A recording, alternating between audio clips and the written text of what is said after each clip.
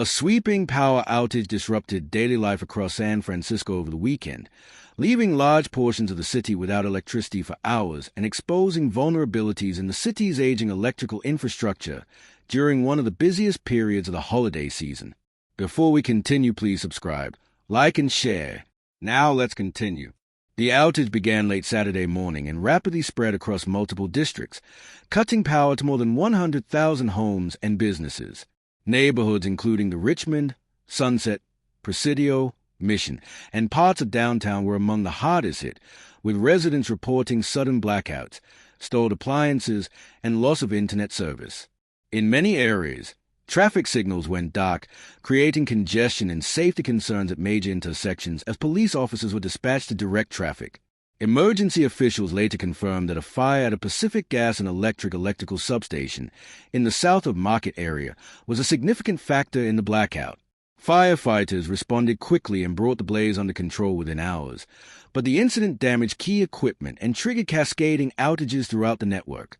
Investigators are still working to determine what caused the fire and whether equipment failure or external factors were involved. Public transportation systems across the city experienced widespread disruption. Portions of Muni Metro service were suspended or delayed due to the loss of power, while some BART stations were forced to close temporarily or operate under limited conditions. Commuters described crowded platforms, dark stations, and confusion as transit agencies scrambled to update riders and restore normal operations. The outage also had a noticeable impact on businesses, particularly small retailers and restaurants already preparing for a busy holiday shopping weekend. Many establishments closed early as refrigeration systems failed and electronic payment terminals stopped working, forcing some merchants to operate on a cash-only basis.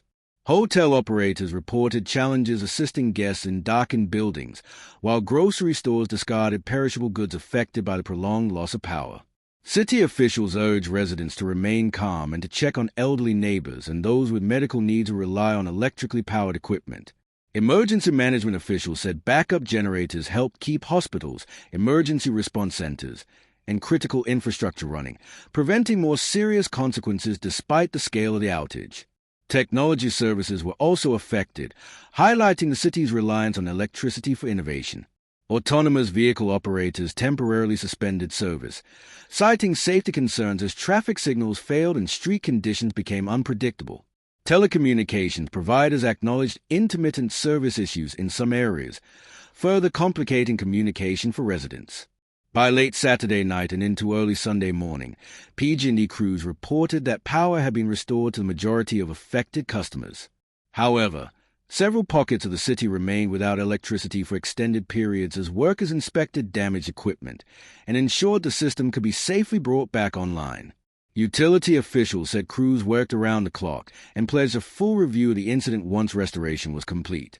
City leaders praised first responders and utility workers for their rapid response, but acknowledged growing concerns about the reliability of San Francisco's electrical grid.